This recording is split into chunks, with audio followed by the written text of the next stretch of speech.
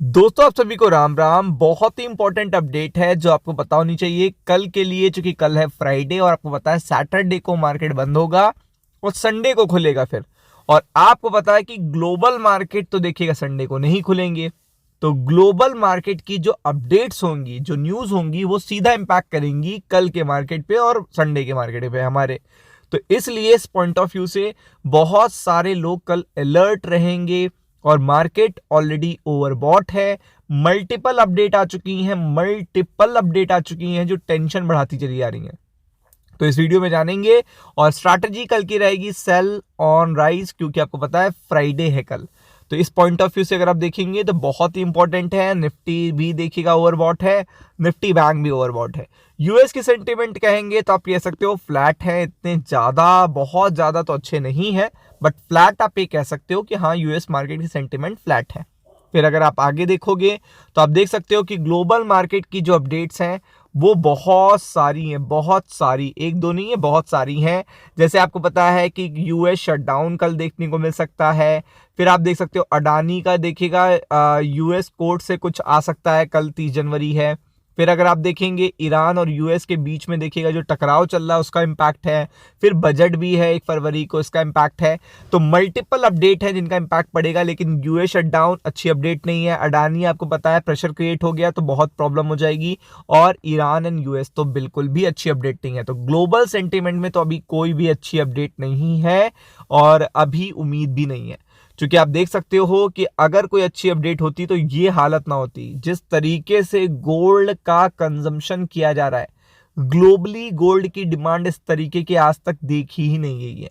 With in a 1 month अगर आप देखेंगे इस पर्टिकुलर ईयर में गोल्ड ने क्या हाई लगाया है आप देख सकते हो। सिल्वर ने क्या हाई लगाया है ये भी आप देख सकते हो। सिल्वर कहाँ पे हो रहा है वो भी आप देख सकते हो। कॉपर देखिए 10% अप है कॉपर।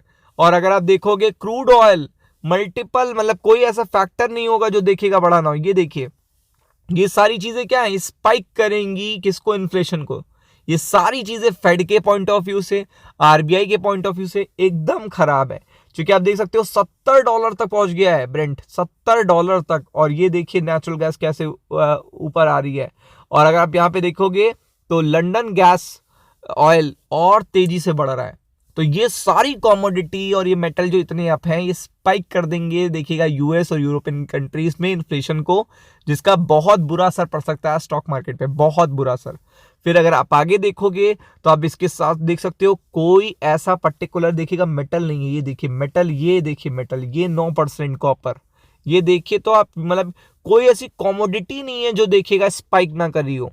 तो ये बहुत टेंशन की बात है। ये कोई छोटा मोटा नहीं टेंशन है, ये बड़ा टेंशन है यार, टेंशन की बात है।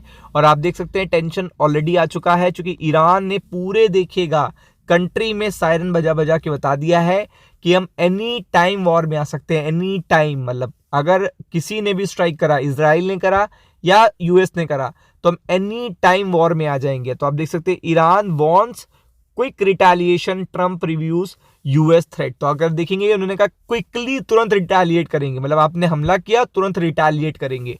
और फिर अगर आप देखेंगे आगे क्या बोल रहे हैं, रिटेलिएट के साथ साथ पावरफुल रिस्पॉन्स देंगे, मतलब छोटा नहीं रिस्पॉन्स होगा, पावरफुल देखिएगा रिस्पॉन्स देंगे। और अगर आप देखेंगे यहाँ पे क्रशिंग रिस्पॉन्स भी बोला है, क्रशिंग, आप वर्ड यूटिलाइजेशन देख लीजिए, क्रशिंग रिस्पॉन्स यहाँ पे बोला है।